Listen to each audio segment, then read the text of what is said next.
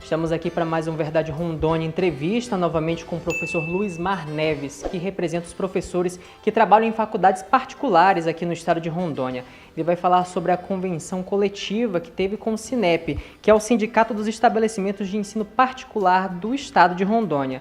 Eles tiveram uma rodada de negociações, a primeira de uma série de outras negociações, para falar aí sobre as reivindicações dos professores particulares aqui do estado. Boa tarde, professor. Como que se deu essa negociação? Então, Jefferson, houve ontem a primeira negociação, ontem na segunda-feira. O SINEP, representado por três instituições, que foi um grupo de instituições, juntamente com a nossa diretoria, né? E nós trouxemos alguns pontos de reivindicação e eles deram a contraproposta, né? Então, assim, foi uma reunião de 2h30, mais aproximadamente, e foi bem tranquilo, né? A gente conseguiu expor para eles os nossos anseios e, claro, que eles, a primeiro momento, não tiveram tanto apreço pelas nossas reivindicações. Entendo. Você falou aí das negociações e do que o Simpro vem pedindo a esse sindicato. Vamos destrinchar agora essas informações. O que o Simpro pede ao SINEP na realidade? Então, Jefferson, na nossa pauta de reivindicação, que foi construída lá em uma Assembleia Geral, no dia 23 do mês passado, com a presença de grande parte da nossa base, dos professores filiados e não filiados, e lá nós trouxemos os pontos que iríamos trazer agora na convenção, né, na negociação. Entre eles, o principal foi a questão do nosso reajuste salarial. Nós temos, desde 2011, sem ganhar um reajuste do tamanho do INPC, né, que é o Índice Nacional de Preço ao Consumidor. Sempre nós tivemos um reajuste à metade desse valor. Então, no nosso entendimento, nós temos um déficit aí de 7,16% desses anos anteriores. O mês passado, o INPC fechou com 11,7%, se me falhar a memória. Então, nós fizemos a união desses 7,16%, mais os 11,70% e mais 0,5% de ganho real dos últimos 4 anos. E compomos o valor de 21% de reajuste. Isso sobre o que o professor recebeu até o dia 31 de março desse ano de 2016. Somando esse pedido de reajuste, nós temos algumas cláusulas sociais, que é a questão do plano de saúde hospitalar. Nós pedimos 50%, que as instituições paguem 50% e os professores os outros 50%, aqueles que vierem aderir. Pedimos também um seguro de vida de R$50 mil para os professores, para morte natural, morte acidental, auxílio funeral, invalidez permanente ou parcial. Temos também aí o pedido da exclusão do banco de horas, que no nosso entendimento, essa cláusula que foi feita pela nossa diretoria anterior, no nosso entendimento, ela fere o direito do professor na questão do artigo 322 da CLT, sobre a questão do período de férias e recesso escolar, que algumas instituições exigem a permanência dos professores. E também temos a questão do nosso adicional de insalubridade para os professores que trabalham na área de saúde, que tem exposição ao adicional de insalubridade, que tem os importes de 10%, 20% e 40%, respectivamente, no grau em que um perito do do Ministério do Trabalho que mensure a questão do grau. E a isonomia salarial também, porque tem algumas faculdades que têm professores que recebem um valor de hora-aula maior que o outro. Então, nós estamos pedindo que, na convenção, que faça-se a isonomia, né? Aí, em tempos de crise, né, os professores com certeza querem o seu aumento de salário, mas a gente sabe que sempre tem o outro lado. Qual foi a contraproposta apresentada pelo SINEP?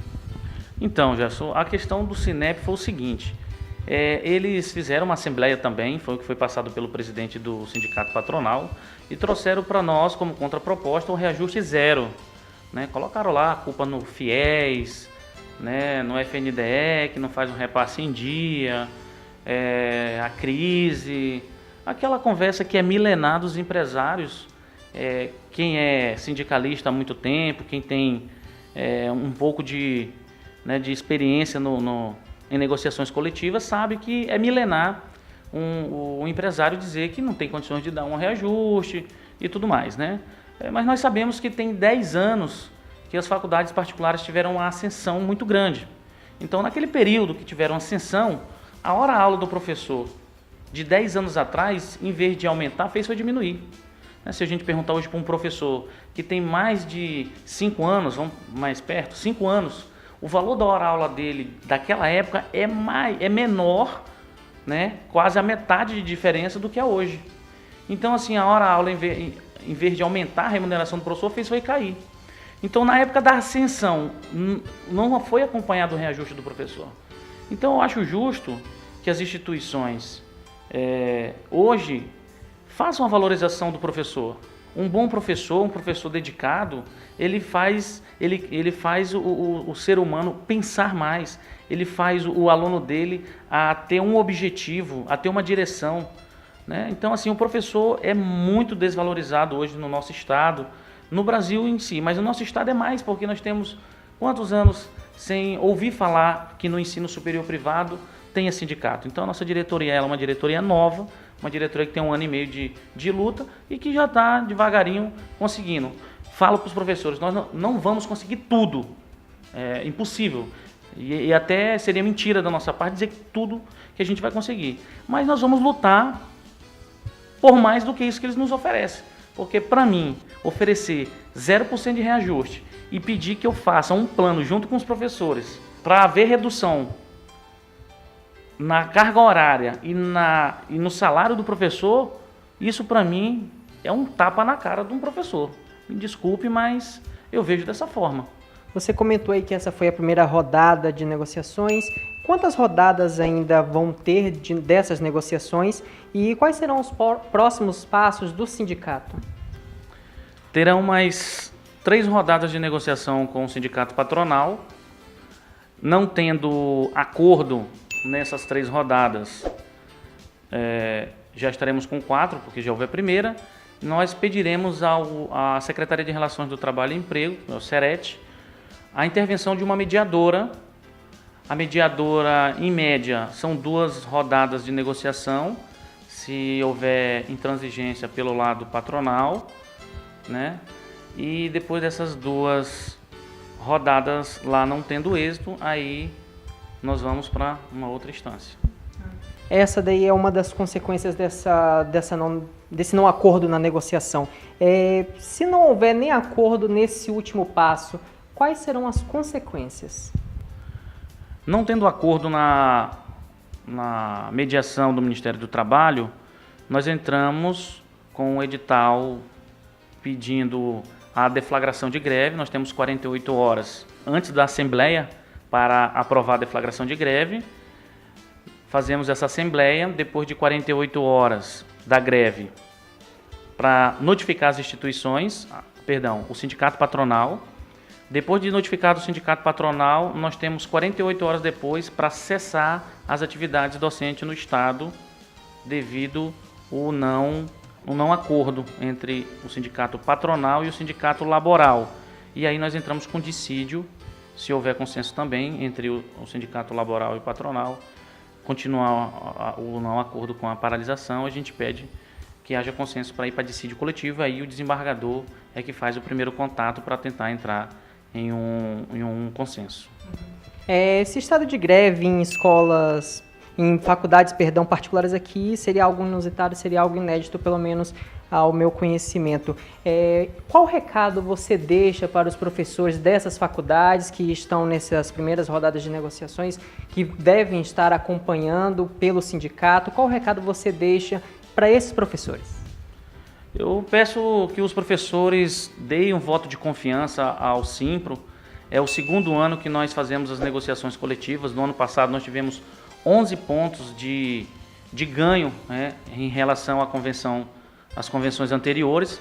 E o recado que eu deixo para vocês, professores que estão me assistindo, é que dê o voto de confiança e confie na articulação que a nossa diretoria faz para chegar a um reajuste e a ganhos consideráveis na convenção, que no nosso entendimento vai trazer o benefício o mínimo possível.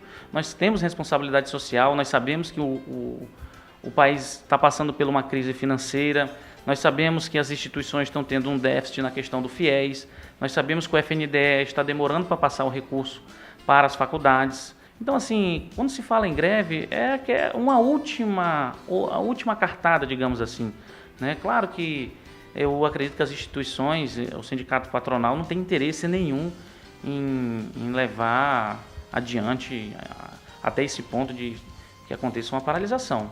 Mas, se for preciso, né, nós temos uma organização suficiente para fazer com que aconteça uma possível greve. Mas é que eu falei para vocês, é uma coisa muito remota de acontecer, seria algo inusitado, igual você falou.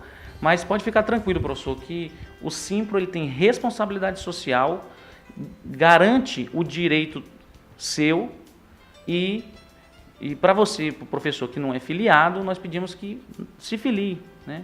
Fortaleça a nossa categoria. Essa foi a entrevista com o professor Luismar Neves, que representa os professores que trabalham em faculdades particulares no estado de Rondônia.